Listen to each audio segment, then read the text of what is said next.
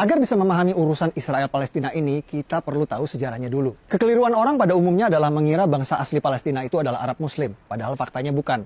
Palestina berasal dari kata Filistin, dan berdasarkan keterangan yang saya dapat di Museum Filistin di sini, bangsa Palestina berasal dari Pulau Kreta di Kepulauan Yunani. Mereka berlayar dari Pulau Kreta Yunani dan menetap di tanah yang kita kenal sekarang dengan nama Palestina. Jadi bangsa Palestina aslinya bukan Arab Muslim, tapi orang Yunani kuno. Waktu bangsa Filistin kesini dari Yunani, daerah ini dulu belum bernama Palestina. Daerah ini dulu masih bernama Kanaan atau Tanah Kanaan. Apakah waktu itu sudah ada bangsa Arab dan Yahudi di sini? Jawabannya belum. Bani Israel atau bangsa Yahudi baru datang ke tanah Palestina setelah Nabi Musa meminta kepada Fir'aun Raja Mesir untuk membebaskan mereka dari perbudakan. Setelah terbebas dari Fir'aun, Nabi Musa membawa Bani Israel atau bangsa Yahudi ke tanah yang dijanjikan. Itulah tanah yang kita kenal sekarang dengan nama Palestina. Setelah terbebas dari Fir'aun, Bani Israel Yahudi hidup di tanah Palestina ini turun-temurun selama ribuan tahun. Mendirikan kerajaan Israel yang raja-rajanya tidak asing bagi kita. Salah satunya Raja David, atau yang kita umat Islam kenal dengan nama Nabi Daud. Siapa yang tidak tahu cerita Nabi Daud? Ia mengalahkan raksasa bangsa Filistin bernama Goliat hanya dengan sebuah batu.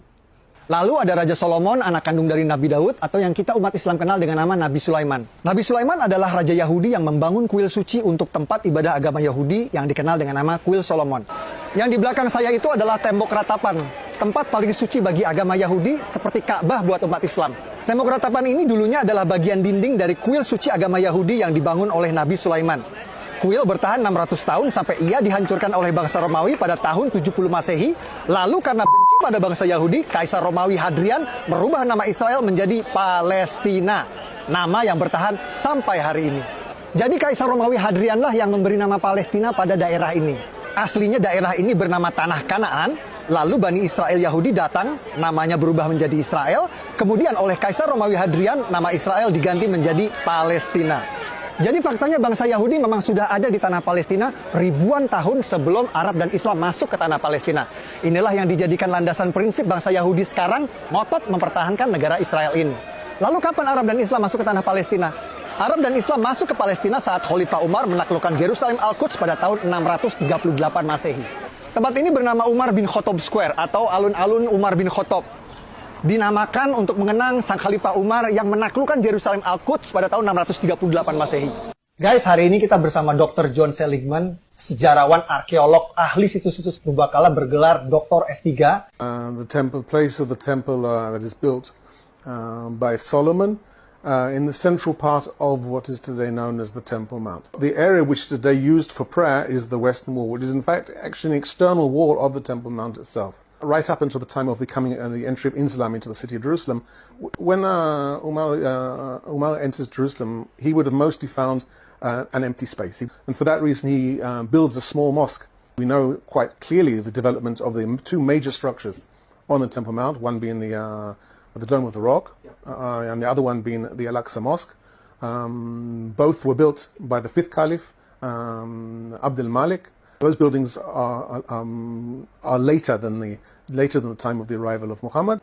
Arab dan Islam berkuasa selama 500 tahun sampai kerajaan Kristen Prancis datang. Atas perintah Paus di Vatikan, pasukan Prancis datang menaklukkan Palestina yang kita kenal sekarang dengan istilah Perang Salib. Raja Kristen Prancis mendirikan kerajaan Yerusalem dan berkuasa di Palestina selama 100 tahun sampai akhirnya dikalahkan. Setelah 100 tahun, akhirnya Prancis menyerah pada pasukan Raja Salahuddin Ayyubi yang berhasil merebut Palestina kembali ke tangan Islam. Ottoman Turki kalah di Perang Dunia I dan dipaksa menyerahkan sebagian besar wilayahnya kepada negeri pemenang Inggris dan Prancis. Provinsi Suriah dan Libanon menjadi milik Prancis, Provinsi Palestina dan Jordan jadi milik Inggris. Inggris mengganti nama Palestina menjadi British Mandate Palestine. Lalu Perdana Menteri Inggris langsung mengambil inisiatif mendukung pendirian negara Israel di Palestina lewat deklarasi Balfour yang berbunyi, "Pemerintahan Yang Mulia Ratu Inggris mendukung pendirian rumah nasional untuk bangsa Yahudi."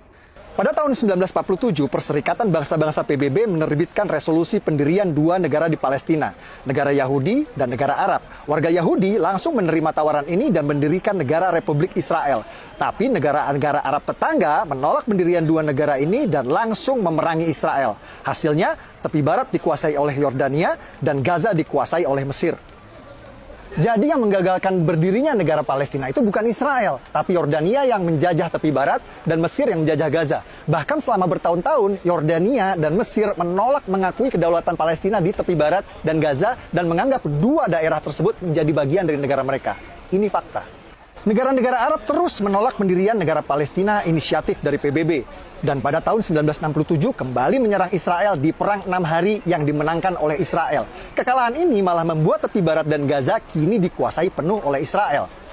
Bahkan saat Yasser Arafat, pemimpin gerakan pembebasan Palestina PLO, sepakat perjanjian damai Oslo yang akan mendirikan negara Palestina berdampingan dengan Israel ditolak oleh partai oposisi Hamas yang membuat pendirian negara Palestina kembali gagal.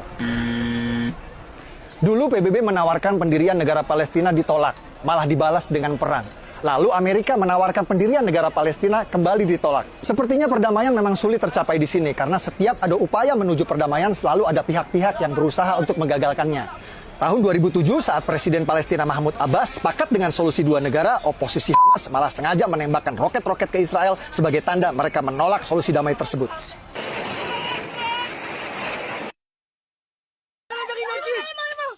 Fakta-fakta yang saya sajikan di video ini adalah hasil investigasi langsung di TKP. Banyak narasumber yang tidak mau tampil dalam video karena alasan keamanan. Saya berharap video ini bisa memberikan penjelasan, membantu menjelaskan bahwa apa yang terjadi di sini bukan seperti yang kita dengar selama ini. Peduli Palestina adalah masalah kemanusiaan. Betul, saya setuju. Tapi jika Anda peduli tanpa tahu fakta, hanya akan membuat Anda mudah dibodohi oleh penipu maling donasi seperti ACT yang sering memutarbalikkan fakta agar uang keluar dari dompet Anda. Kalau menurut Anda video ini bermanfaat, share link video ini di grup WhatsApp Anda. Dengan saya Permadi, dari kota Purbakala, Yerusalem, Al-Quds. Assalamualaikum warahmatullahi wabarakatuh.